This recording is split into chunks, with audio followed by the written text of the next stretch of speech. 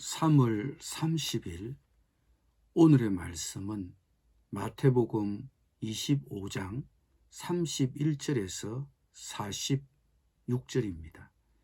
인자가 자기 영광으로 모든 천사와 함께 올 때에 자기 영광의 보좌에 앉으리니 모든 민족을 그 앞에 모으고 각각 구분하기를 목자가 양과 염소를 구분하는 것 같이 하여 양은 그 오른편에 염소는 왼편에 두리라.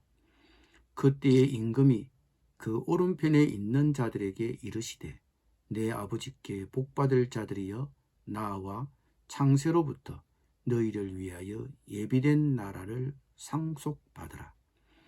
내가 줄일 때에 너희가 먹을 것을 주었고 목마를 때에 마시게 하였고 나그네 되었을 때에 영접하였고 헐벗을 때에 옷을 입혔고 병들었을 때에 돌보았고 옥에 갇혔을 때에 와서 보았느니라.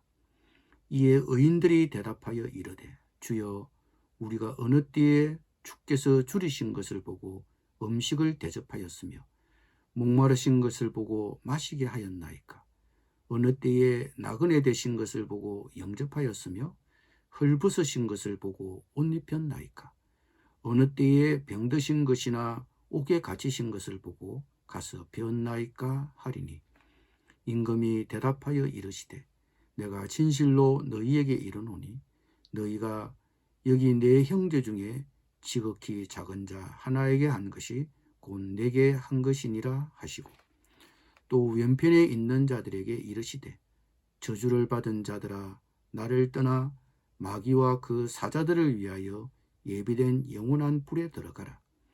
내가 줄일 때에 너희가 먹을 것을 주지 아니하였고 목마를 때에 마시게 하지 아니하였고 나그네 되었을 때에 영접하지 아니하였고 헐벗었을 때에 옷 입히지 아니하였고 병들었을 때와 옥에 갇혔을 때에 돌보지 아니하였느니라 하시니 그들도 대답하여 이르되 주여 우리가 어느 때에 주께서 줄이신 것이나 목마르신 것이나 나그네 되신 것이나 헐벗으신 것이나 병드신 것이나 옥에 갇히신 것을 보고 공양하지 아니하더이까. 이에 임금이 대답하여 이르시되 내가 진실로 너희에게 이르노니 이 지극히 작은 자 하나에게 하지 아니한 것이 곧 내게 하지 아니한 것이니라 하시리니 그들은 영벌에 의인들은 영생에 들어가리라 하시니라. 아멘.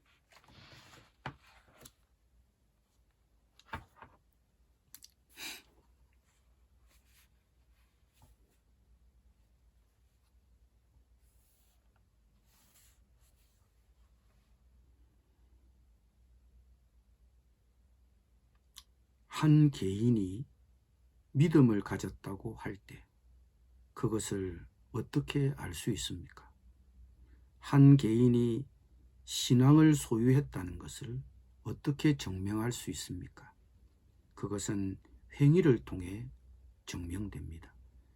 그러므로 선행이 따르지 않는 신앙은 공허한 것입니다.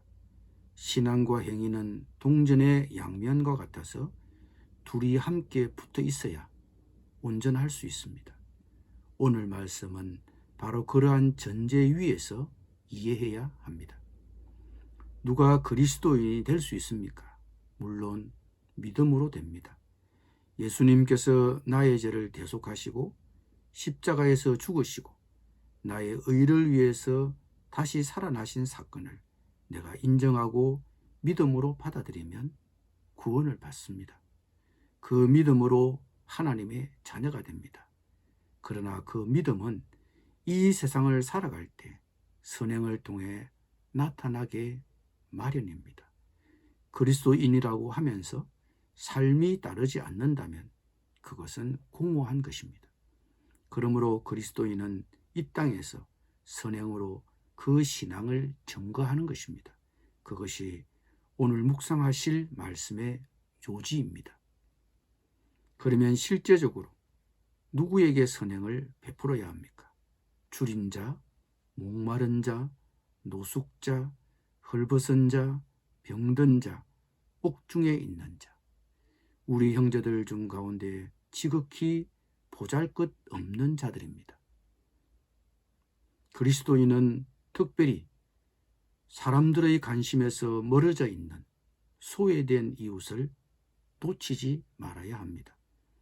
어차피 부자와 높은 신분에 있는 사람들은 내가 찾지 않아도 찾는 사람이 많고 인사하는 사람이 많습니다. 그러나 가난하고 헐벗고 병들고 약하면 찾는 사람이 점차 없어집니다. 그들이 우리가 섬겨야 할 지극히 작은 이웃이며 그들에게 우리의 마음을 집중해야 합니다. 내 주변의 사람들을 챙겨보십시오. 누가 가장 지극히 작은 자입니까? 오늘 그분을 챙기십시오.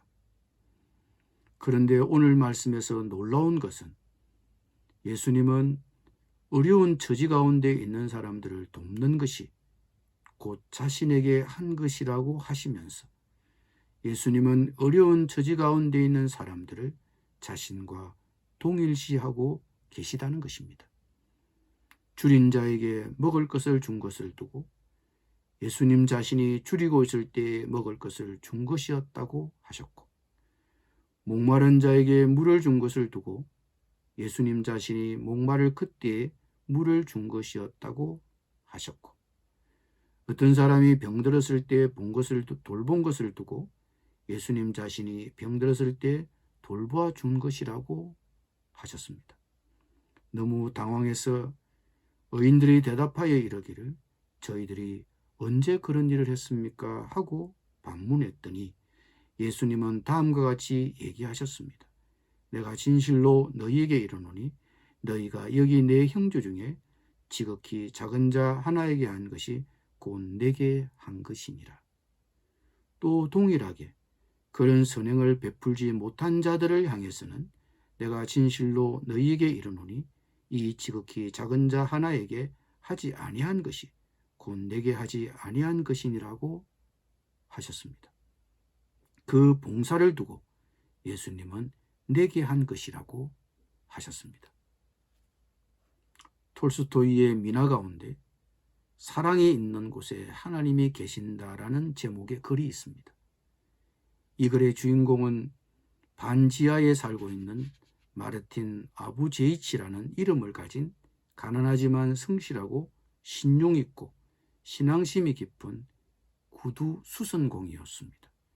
그는 착한 사람이긴 했지만 매우 불운한 사람이기도 했습니다. 그가 아직 남의 밑에서 일하고 있을 때 부인이 죽었고 하나밖에 없는 아들마저도 병들어 죽고 말았습니다. 그러나 마르틴은 신앙을 잃지 않았고 어떻게 사는 것이 하나님을 위해 사는 것인지를 알기 위해서 하루도 거르지 않고 매일매일 성경을 읽었습니다. 그는 성경 속에서 기쁨을 찾았고 참 만족을 얻었습니다. 어느 날 하루 그는 성경을 읽고 명상에 잠겼다가 그만 깜빡 잠이 들었습니다. 마르틴, 문득 누군가가 등 뒤에서 부르는 소리가 들려왔습니다. 마르틴은 놀라 저기 있는 사람이 누굴까라고 생각했습니다. 고개를 돌려 문 쪽을 보았지만 아무도 없었습니다. 마르틴은 다시 엎드려 잠을 청했습니다. 그러나 이때 또 한 번 또렷한 목소리가 들려왔습니다. 마르틴, 마르틴, 내일 도로를 보아라. 내가 갈 터이니. 마르틴은 의자에서 일어나 눈을 비비기 시작했습니다. 마르틴은 이 소리를 꿈속에서 들었는지 깨어서 들었는지 갈피를 잡을 수가 없었습니다.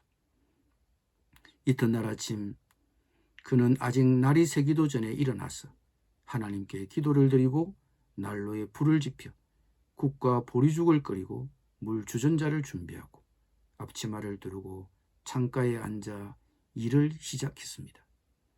그런데 그는 일을 하면서도 마음속으로 어젯밤의 일만을 생각하고 있었습니다. 그래서 창가에 앉은 마르틴은 일을 하기보다 창너머로 큰 길을 내다보는 편이 더 많았습니다.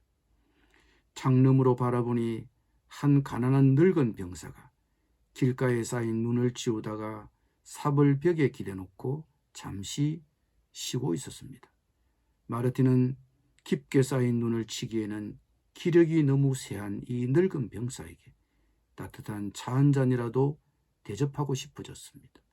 마침 난로 위에 놓인 주전자는 물이 끓고 있었습니다. 마르틴은 일감을 옆으로 치우고 차를 준비한 다음 늙은 병사를 집 안으로 불렀습니다. 그 늙은 병사는 주위에 온몸이 쑤시고 손발이 시려 떨고 있었습니다. 마르틴은 늙은 병사에게 여러 잔의 차를 대접했습니다.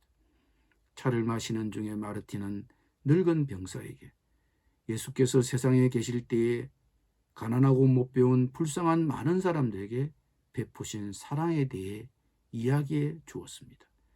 이야기를 듣고 있던 늙은 병사의 양볼에서는 눈물이 흐르고 있었습니다.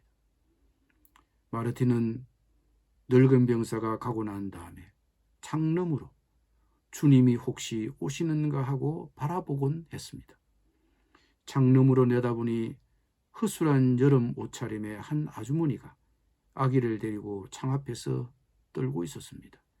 그 아주머니는 바람을 등지고 벽과 마주서서 아기가 춥지 않도록 감싸주려고 하는 모양이었지만 감싸줄 수 있는 덮개 하나 없었습니다. 그 아주머니는 우는 아기를 달래려고 애쓰는 것 같았습니다. 마르틴은 일어나 밖으로 나가 아주머니를 집 안으로 불렀습니다.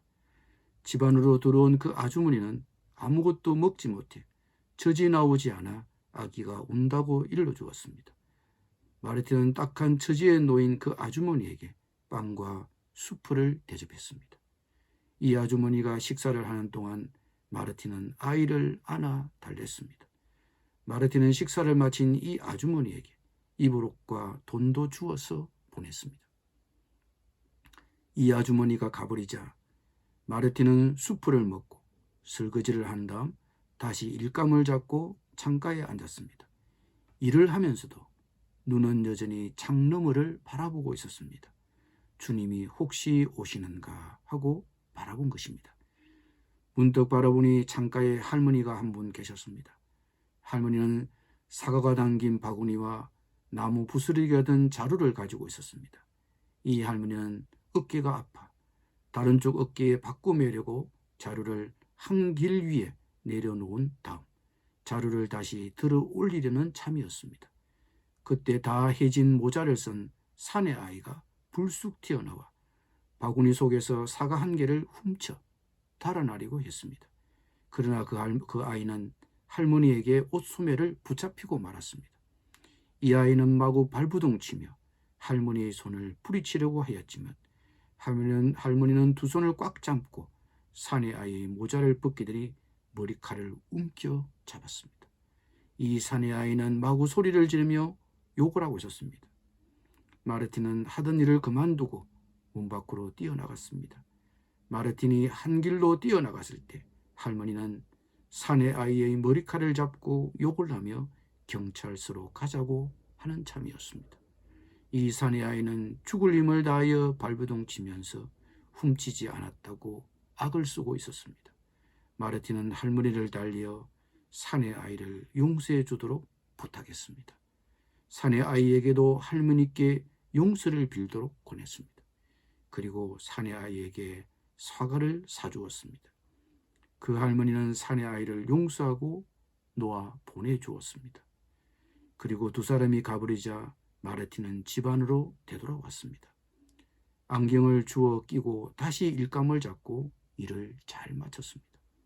날이 어두워 등불을 켜고 일감을 지우고 정리한 다음에 벽장에서 성경을 꺼내어 어제 저녁에 읽던 곳을 펼쳐보았습니다. 성경을 펼치자 어제 저녁에 꿈이 생각났습니다. 꿈이 되살아나는 동시에 무엇인가 부스럭거리는 소리가 귀에 들렸습니다. 마르틴이 뒤돌아보니 컴컴한 구석에 사람이 서 있었습니다. 사람은 사람인데 확실히 누구인지는 그는 알 수 없었습니다. 마르틴, 너는 나를 알아보지 못했지. 라고 그 사람이 말했습니다. 누구를요? 하고 마르틴이 물었습니다. 날 말이다. 아까 내가 만났던 노인은 나였어. 목소리가 말했습니다. 그러자 한 어두운 한 구석에서 그 늙은 병사가 앞으로 나오더니 빙그레 웃으며 형체도 그림자도 없이 사라졌습니다. 이들도 나였어. 하고 또 다른 목소리가 말했습니다. 그러자 어두운 한 구석에서 아기를 아는 여자가 나타났습니다. 그 아주머니가 미소를 짓고 곧 사라졌습니다. 이들도 바로 나였어. 하고 또 다른 목소리가 말했습니다. 그러자 할머니와 사과를 가진 사내아이가 나와서 둘이 같이 빙그레 웃으며 마찬가지로 사라졌습니다. 마르틴은 몹시 기뻤습니다. 안경을 끼고 성경을 읽기 시작했습니다. 내가 줄일 때에 너희가 먹을 것을 주었고 목마를 때에 마시게 하였고 나그네 되었을 때에 영접하였고 벗었을 때에 옷을 입혔고 병들었을 때에 돌보았고 옥에 갇혔을 때에 와서 보았느니라. 너희가 여기서 내 형제 중에 지극히 작은 자 하나에게 한 것이 곧 내게 한 것이니라. 마르틴은 깨달았습니다. 그 꿈은 헛되지 않았고 이날 어김없이 예수님께서 마르틴에게 찾아오셨고 그는 예수님을 대접했던 것입니다. 여러분, 우리의 수고와 봉사는 곧 예수님에게 한 것입니다. 지극히 낮은 이웃을 위한 우리의 사랑과 봉사에 하나님은 상을 베풀어 주실 것입니다. 예수님을 대접하는 마음으로 지극히 작은 자 하나에게 선을 베푸는 오늘 하루가 되었으면 합니다. 기도드립니다. 주님, 우리의 관심에서 멀어져 있는 소외된 이웃을 놓치지 않게 하여 주옵소서. 지극히 작은 자 하나에게 베푼 사랑과 봉사가 곧 예수님을 섬기는 것임을 기억하게 하여 주옵소서. 예수님의 이름으로 기도드립니다.